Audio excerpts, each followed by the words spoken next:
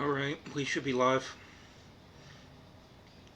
So today I wanted to talk about uh, just kind of an issue I have with Apple in general. I know I've complained about them in the past, but I kind of wanted to talk more about that today. I haven't made a video in 2 weeks, so I don't know what the fuck to talk about on this channel. Uh, so I'm going to complain about Apple. My biggest problem with Apple is their hardware is very overpriced for what it is. If you look at their phones, for example, every time they're like, oh, we got a new feature. Well, that feature's probably been on Android for a couple of years at least, sometimes longer. And, they weren't the first ones to make an MP3 player, and this is kind of their thing. It's always been their thing. They take something that already exists, they make it more polished, more nice looking, and then they sell it for a premium. And nowhere is that more apparent than the Mac Pro. Now, if you're building a workstation and you're someone like me who still has physical media, and maybe you're looking to, put away the DVD player or some shit, and you want to make a Plex server or something like that, well, most modern day computers don't have DVD drives anymore. They're pretty much going the way of floppy disks. The only difference is DVDs are still in circulation, floppies aren't. So why they're removing a feature in a lot of cases and everything else when this thing is still very much in circulation, CDs, DVDs, Blu-rays, they're still very much sold. That made no fucking English sense. They're still sold a lot. They're still in circulation. They're still relevant. I know people don't really use them much, especially CDs, but some people do. And the problem is, Apple made a $50,000 workstation that, you got to put a dongle in for SD card, you got to put a dongle in for, not a dongle, you got to put a USB adapter to put in a hard drive, because you can't just take a hard drive that you have laying around and put it into the fucking case. They actually make specific docks for that, so you can just put the hard drive directly in, like a hot swap bay or some shit.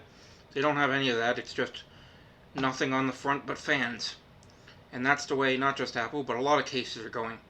And unfortunately, if you're trying to build a proper workstation and you deal with CDs or whatnot, or maybe you want to once in a while put a Plex server in, or maybe you say, I don't want to deal with tape drives. There's something called an M disk, I think it is, where it's basically a Blu-ray, 50 gig storage, I think. Don't quote me on that. And you can back up your data 50 gigs at a time on a disk. It's got a life warranty of 100 years. Just throw that in a case or some shit, like, one of the cases that you can put like 100 discs in. Just throw it in there. It's a good backup option. And it's not just disk drives.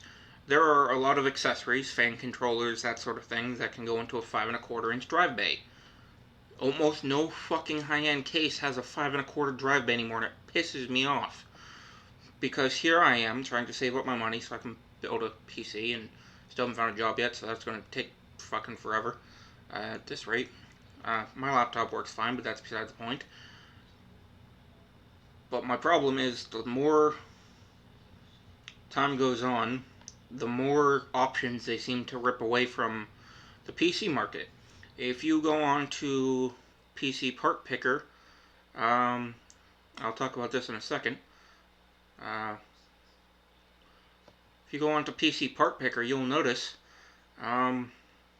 there's a lot of cases that there's no price for. Hundreds of cases there are no price for. And there's no price for them because they don't sell them anymore. In fact, one thing they started doing is taking old cases and making them new by putting a fucking glass panel on it, and then not selling the old case anymore and charging you more for the one with the glass panel on it. And this is a fucking issue. I don't want a glass panel on my fucking case. Some people might. I'm not one of those people.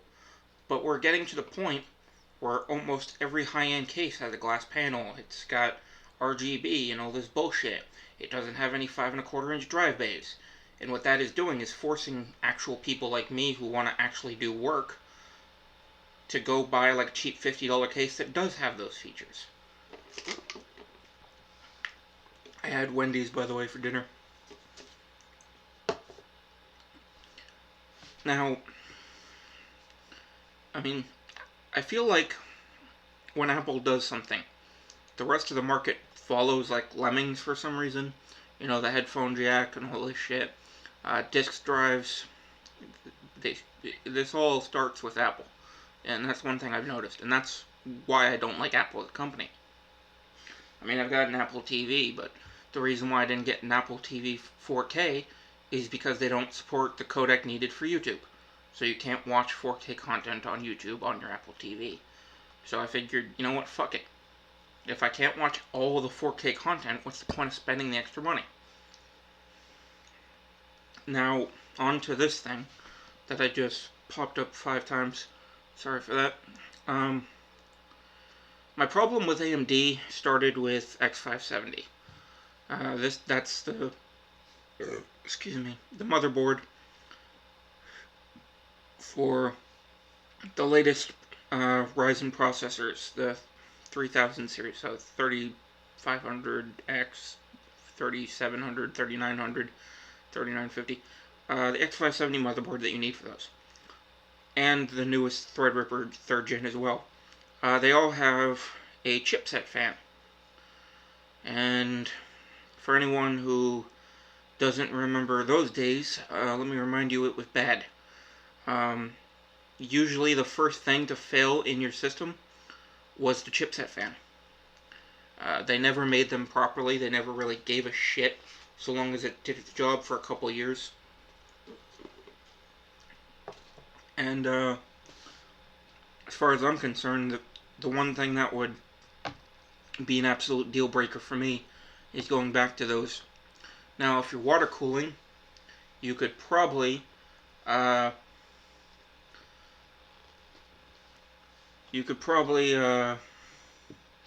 was I going to say? You could probably buy like a little heatsink and take the fan off and water cool the chipset fan. Water cool the chipset itself, so you don't need a chipset fan. I don't water cool, so that's kind of out of my wheelhouse. But I would not suggest buying an X570 motherboard based on that. But that's just me. I don't want to deal with the fucking issues, chipset fans failing and shit. And 3rd gen Threadripper especially, that's not the only problem. If you're doing any type of work that requires a lot of cores and a lot of RAM, Threadripper 3rd gen, even 2nd gen actually, might not be what you're going for, simply because it limits the amount of RAM. 2nd gen Threadripper was 128, 3rd gen Threadripper is 256. There are some workloads that require more than 256 gigs of RAM. The problem is a lot of server motherboards do a lot of stupid shit. Gigabyte's motherboard has PCI 4, for example, for the PCIe slots, so your 5700 XT PCI 4 graphic card will work, but the M.2 slots are all PCI 3 for some fucking reason. I couldn't tell you why they do that. A lot of the EPYC motherboards originally came out when the 1st gen EPYC came out, which was when last gen Threadripper came out, which means they don't support the amount of RAM that some of the newer boards do. And I think for a workstation, EPYC would be the way to go over Threadripper, simply because it's easier to cool. So if you're not water cooling, it's going to be much easier to cool an EPYC than it will be a Threadripper. You get a ton of encryption features on EPYC, and you don't have to deal with the chipset fan. So that all combined with the fact that it has a lot more potential for RAM, up to 2 terabytes in some cases, makes it a much better option if you're building a workstation. And the best motherboard I found is from Taiwan. It's the Tomcat HX S8030. And if you look at this motherboard, it's got kind of a weird layout. It's kind of sideways here. So you have 8 RAM slots here. You have your SP3 socket here.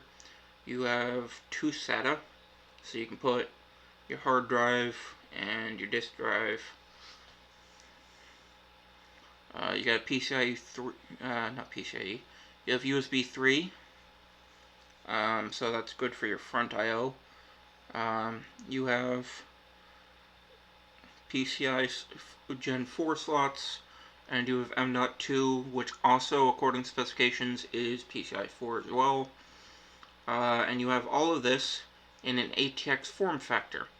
What's great about that is a lot of EPYC motherboards that I've seen that are good, well, they use SSI EEB, which I don't remember what that stands for off the top of my head, but there are a very limited amount of cases that can support that form factor.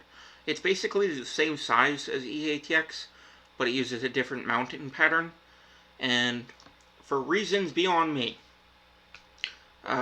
any case that supports eATX just doesn't support the form factor for SSI EEB, which I don't know why.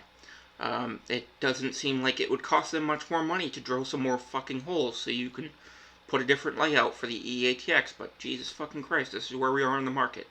When it comes to consumer workstations, the case manufacturers do not put the time and effort to think, what could the consumer want to do with this case? They just don't. And this is apparent by the fact that there's a giant push towards RGB and tempered glass, but almost no high-end cases have the things you actually need, like 5¼ inch drive bays, which a lot of people still use for Plex servers and shit. I'm sure Hollywood might use them too, I don't fucking know. But more important than that is motherboard support. A lot of people still use server motherboard and server equipment for workstations because it is cheaper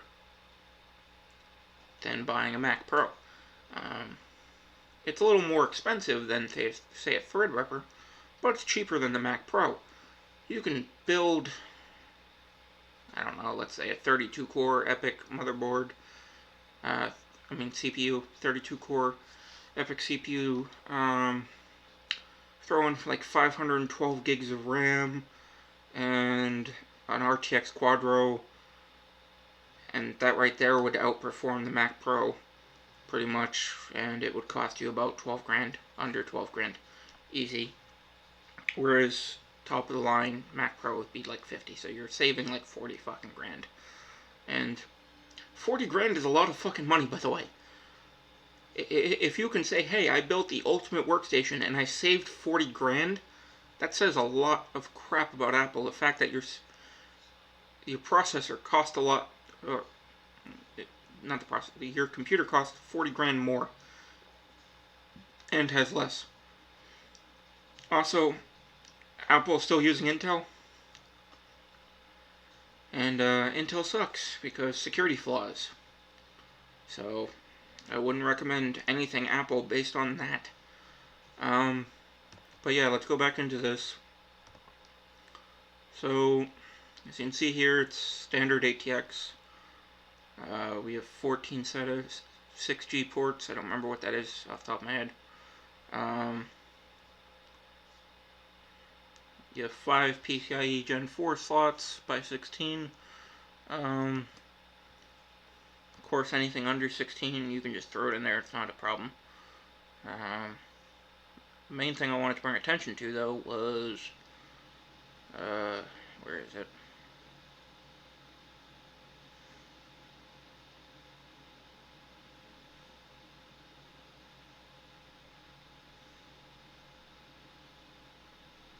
I/O shield.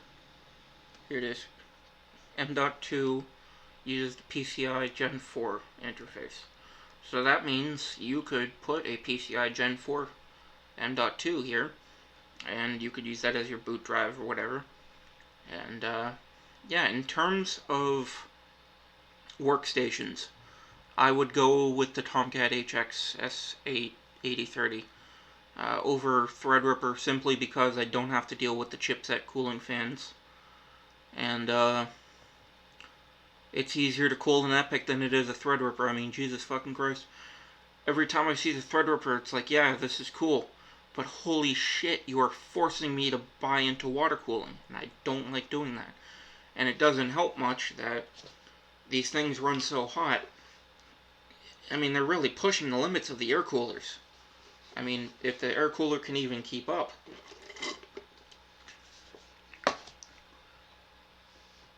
And I think that's going to be this video. I'm going to make another one, because I haven't filmed in 2 weeks. And this one's already 15 minutes, so these are going to be quick videos. But yeah, if you're building a workstation and you actually need a lot of RAM and shit, and you actually need to build a proper workstation rig, I would go Epic over Threadripper. Slightly lower clock speed, but at the end of the day, you know, if it's Mac Pro versus standard PC parts, I would go standard PC parts, and I would go server gear over Threadripper simply because it's just easier to cool. You don't have to deal with the chipset fan, and you have a lot more RAM you can shove into it than you can a Threadripper. You know, that's just that. But I'm really hoping case manufacturers maybe put some thought into, hey, maybe we should, because I've complained about this on fucking Twitter, that, hey, maybe make some actual good cases that have side ventilation fans so it cools the GPU and pulls in air over the GPU and shit. It pisses me off that the cases that they used to make that were really good are just out of fucking production and they have no plans in bringing them back. And instead, you had all this fucking tempered glass bullshit on the market. Because what that eventually means is you're going to be building a $10,000, $15,000 computer, and you're going to be putting it in a $50 case. And while there's nothing wrong with that, it kind of sucks that that's what it comes to, because you can't buy a premium case that doesn't have tempered glass and shit anymore. And that's going to bug me for the longest time, is just the lack of options in the PC market that are coming to fruition. I mean, it's getting really hard to find anything worth buying, actually. I mean, laptops were already bad enough because, you know, you're forced to buy whatever configuration there is. But now, like, you know, I know what type of parts I would want to put into a computer, but I can't pick a case because they all suck. And that's where I'm going to end this video. And been like 18 minutes. Okay. So I'm going to end this video. I'm going to do a second one about something else. See you guys in the next video.